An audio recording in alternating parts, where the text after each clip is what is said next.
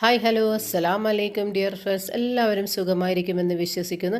നിങ്ങൾ ഇതുവരെയും ട്രൈ ചെയ്ത് നോക്കിയിട്ടില്ലാത്ത ഒരു പുതിയൊരു തരം ചിക്കൻ കറിയുടെ റെസിപ്പിയുമായിട്ടാണ് ഞാൻ ഇന്ന് വന്നിട്ടുള്ളത്. അപ്പോൾ ഈ വീഡിയോ കണ്ടുകൊണ്ടിരിക്കുന്ന സമയത്ത് ഒന്ന് ലൈക്ക് ചെയ്യാനും കൂടെ തന്നെ സബ്സ്ക്രൈബ് ചെയ്യാത്ത കാണുന്നതാണെങ്കിൽ പ്ലീസ് ഒന്ന് സബ്സ്ക്രൈബ് ചെയ്തതിന് ഒന്ന് സപ്പോർട്ട് ചെയ്യാനും ഓൾ എന്ന ഓപ്ഷൻ എനേബിൾ ചെയ്യാനും മറക്കല്ലേ. അപ്പോൾ ഈ ഒരു ചിക്കൻ കറി നെയ്ച്ചോറ്, ചപ്പാത്തി, ഒറോട്ടിക്കൊക്കെ പറ്റിയൊരു ഒന്നാം തരം കിഡിലൻ കറിയാണ്. ഇപ്പോൾ റെസിപ്പിയിലേക്ക് കിടക്കാം.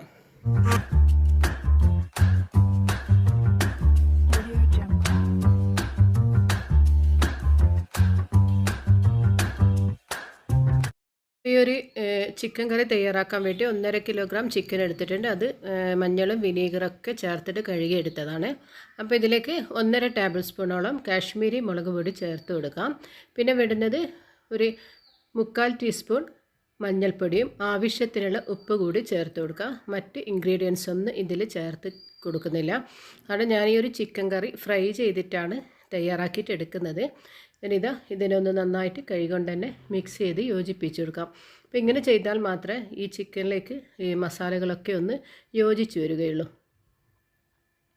ഇതിനെ റെസ്റ്റ് ചെയ്യാൻ വേണ്ടിയിട്ടൊന്നും വെക്കേണ്ട ആവശ്യമില്ല. അന്നേരം തന്നെ ഞങ്ങൾക്ക് ഇതിനൊന്ന് ഫ്രൈ ചെയ്തിട്ട് എടുക്കാം. അപ്പോൾ ഇതാ ഈ ഒരു ചിക്കനിൽ മസാലയൊക്കെ ഒന്ന് നന്നായിട്ട് യോജിച്ച് വന്നിട്ടുണ്ട്.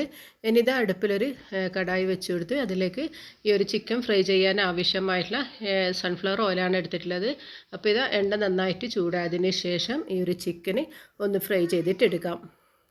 അപ്പോൾ ഇതാ ചിക്കൻ ഞാനിത് എല്ലാം ഒരുമിച്ച് തന്നെ ഫ്രൈ ചെയ്തിട്ട് എടുക്കുന്നില്ല. ഒരു 4 പീസാക്കിയിട്ട് എണ്ണയിലിട്ട് ഒന്ന് ഫ്രൈ ചെയ്തിട്ട് എടുക്കുകയാണ് ചെയ്യുന്നത്. കാരണം ഒരുമിച്ച് ഇട്ട് കഴിഞ്ഞാൽ ചിക്കൻ നന്നായിട്ട് ഫ്രൈ ആയി കിട്ടില്ല. അപ്പോൾ ഈ ഒരു രീതിയിൽ ചെയ്തെടുത്താൽ ചിക്കന് പെട്ടെന്ന് തന്നെ ഞങ്ങൾക്ക് ഫ്രൈ ചെയ്തിട്ട് എടുക്കാൻ പറ്റും. അതിനിത് ചിക്കൻ ഇതാ നന്നായിട്ടൊന്ന് ഒരു ഭാഗം പൊരിഞ്ഞു വന്നിട്ടുണ്ട്. അതിന് തിരിച്ചും മറിച്ചും ഒന്ന് ഇട്ട് കൊടുത്തതിന് ശേഷം എണ്ണയിൽ നിന്ന് കോരി മാറ്റി വെച്ച് കൊടുക്കാം. അപ്പോൾ ഇതാ ചിക്കൻ നന്നായിട്ട് ഫ്രൈ ആയിട്ടുണ്ട്. ഇനി ഇതിനെ ഈ എണ്ണയിൽ നിന്ന് കോരി മാറ്റി വെച്ച് കൊടുക്കാം.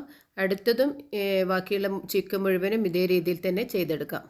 അടുപ്പിലിതാ മറ്റൊരു പാത്രം വെച്ച് കൊടുത്തിട്ടുണ്ട്. അതിലേക്ക് നേരത്തെ ഫ്രൈ ചെയ്ത് വെച്ച എണ്ണയാണ് ഞാൻ ഇതിലേക്ക് ഒഴിച്ചു കൊടുക്കുന്നത്. ഒരു 2.5 ടേബിൾ സ്പൂണോളം എണ്ണ ഒഴിച്ചു കൊടുത്തിട്ടുണ്ട്.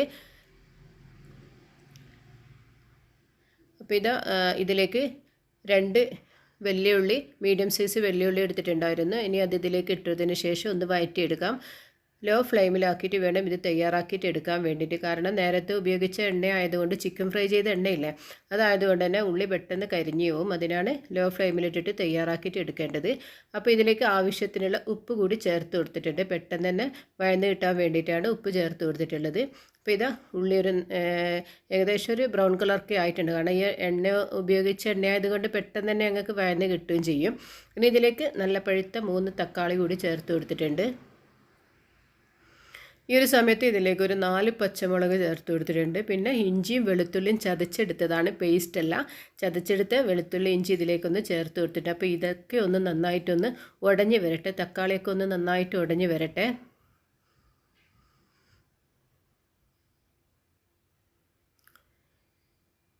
അപ്പോൾ ഇതിനെ ഞാനൊന്ന് അടച്ച് വെച്ച് കൊടുക്കുന്നുണ്ട്. കാരണം പെട്ടെന്ന് തന്നെ ഒന്ന് ഉടഞ്ഞ് കിട്ടാൻ വേണ്ടിയിട്ടാണ്. ഒരു 2 സെക്കൻഡ് വരെ ഒന്ന് അടച്ച് കൊടുക്കാം. അപ്പോഴേക്കും ഈ ഒരു മസാലകളൊക്കെ ഒന്ന് നന്നായിട്ടൊന്ന് വഴന്ന് വന്നിട്ടുണ്ട്. അപ്പോൾ തക്കാളിയും അതൊക്കെ നന്നായിട്ടൊന്ന് ഉടഞ്ഞ് വന്നിട്ടുണ്ട്. കാരണം നേരത്തെ ചിക്കൻ ഫ്രൈ ചെയ്ത് വെച്ച എണ്ണ ആയതുകൊണ്ട് തന്നെ നല്ലൊരു കളറ് കൂടി ഇതിന് കിട്ടിയിട്ടുണ്ട്. ഇനി ഇതിലേക്ക് മസാലപ്പൊടികളൊക്കെ ചേർത്ത് കൊടുക്കാം. ഇതിലേക്ക് 1 ടേബിൾ സ്പൂണോളം ചില്ലി മസാലപ്പൊടിയും 1/2 ടീസ്പൂണോളം മല്ലിപ്പൊടിയും 1 ടേബിൾ സ്പൂണോളം കാശ്മീരി മുളക് പൊടിയും 3/4 ടീസ്പൂൺ കുരുമുളക് പൊടിയും 1 ടേബിൾ സ്പൂൺ ഗരം മസാലപ്പൊടി കൂടി ചേർത്ത് കൊടുത്തിട്ടുണ്ട്. ഇനി ഇതിനൊന്ന് നന്നായിട്ട് മിക്സ് ചെയ്തിട്ട് യോജിപ്പിച്ചെടുക്കാം. കാരണം അതിൻ്റെ ആ ഒരു പച്ചമണക്ക് ഒന്ന് മാറിക്കിട്ടട്ടെ. അപ്പോൾ ഇതിൻ്റെ ആ ഒരു പച്ചമണക്ക് ഒന്ന് മാറിക്കിട്ടിയിട്ടുണ്ട്. ഇനി ഇതിലേക്ക് നല്ല തിളച്ച വെള്ളമാണ് ഒഴിച്ചു കൊടുക്കുന്നത്. ഞാനിതിലേക്കൊരു 1.5 കപ്പോളം തിളച്ച വെള്ളം ഒഴിച്ചു കൊടുത്തിട്ടുണ്ട്. അതിനുശേഷം ഒന്ന് മിക്സ് ചെയ്തിട്ട് യോജിപ്പിച്ചെടുക്കാം. കാരണം പച്ചവെള്ളം ഒഴിച്ചു കൊടുക്കരുത്. കാരണം ഞങ്ങൾ ചിക്കനും അതുപോലെ തന്നെ ഈ ഒരു മസാലയൊക്കെ നന്നായിട്ട് വന്നതാണ്. ചിക്കൻ നന്നായിട്ട് ഫ്രൈ ചെയ്തിട്ട് എടുത്തതാണ്. ഇനി ഇതിനൊന്ന് അടച്ച് വെച്ച് കൊടുക്കാം.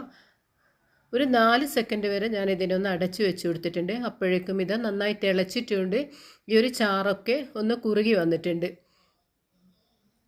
അപ്പോൾ ആവശ്യത്തിനുള്ള ഉപ്പൊക്കെ ഇതിനുണ്ട് മാഷാ അല്ലാ. ഇനി നേരത്തെ ഫ്രൈ ചെയ്ത് വെച്ച ചിക്കൻ ഇതിലേക്കൊന്ന് ഇട്ട് കൊടുക്കാം. നിങ്ങൾ ഇതുവരെ ഈ ഒരു ചിക്കൻ കറി ഇങ്ങനെ തയ്യാറാക്കിയിട്ട് നോക്കിയിട്ടുണ്ടോ? അപ്പോൾ ഈ ഒരു ചിക്കൻ കറി നിങ്ങൾ തയ്യാറാക്കിയിട്ട് നോക്കി ഇതിൻ്റെ അഭിപ്രായങ്ങളൊക്കെ എന്നെ ഒന്ന് കമൻറ്റ് ചെയ്ത് അറിയിക്കുക. അപ്പോൾ ഈ ഒരു ചിക്കൻ ഇട്ടതിന് ശേഷം ഇതിനൊന്ന് നന്നായിട്ടൊന്ന് മിക്സ് ചെയ്തിട്ട് യോജിപ്പിച്ചെടുക്കാം. ഈ ചാറൊക്കെ ഒന്ന് ചിക്കനിലേക്ക് ഒന്ന് നന്നായിട്ട് യോജിച്ച് വരട്ടെ. ഈ ഒരു സമയത്ത് ഞാൻ ഇതിലേക്ക് 1 ടേബിൾ സ്പൂണും വലിയ ജീരകം വറുത്ത് പൊടിച്ചത് കൂടി ചേർത്ത് കൊടുത്തിട്ടുണ്ട്. പിന്നെ കുറച്ച് കറിവേപ്പിലയും അതുപോലെ തന്നെ കുറച്ച് മല്ലിയില കൂടി ചേർത്ത് കൊടുത്തിട്ടുണ്ട്. അതിനുശേഷം ഒന്ന് ഇളക്കാതെ തന്നെ ഒന്ന് അടച്ച് വെച്ച് കൊടുക്കാം. അപ്പോൾ ഞാനിത് ഒരു 2 സെക്കൻഡോളം അടച്ച് വെച്ച് കൊടുത്തിട്ടുണ്ട്. അതിനുശേഷം അടപ്പൊന്ന് ഓപ്പൺ ആക്കിയിട്ടുണ്ട്. അപ്പോൾ ഇനി നന്നായിട്ട് തന്നെ ആ ചാറൊക്കെ ഒന്ന് കുറുകി വന്നിട്ടുണ്ട്. ഈ ഒരു സമയത്ത് നല്ലൊരു സ്മെല്ലൊക്കെ ഉണ്ട് ഇതിന്. ഞാനിപ്പോൾ ഈ ഒരു കറി തയ്യാറാക്കിയിട്ട് എടുത്തിട്ടുള്ളത് ചപ്പാത്തിക്ക് വേണ്ടിയിട്ടാണ്. അപ്പോൾ ഈ ഒരു റെസിപ്പി നിങ്ങൾക്ക് ഇഷ്ടമായിട്ടുണ്ടാവുമെന്ന് വിചാരിക്കുന്നു. അപ്പോൾ മറ്റൊരു റെസിപ്പിയുമായി വരുന്നത് വരെ അസ്സലാമു അലൈക്കും.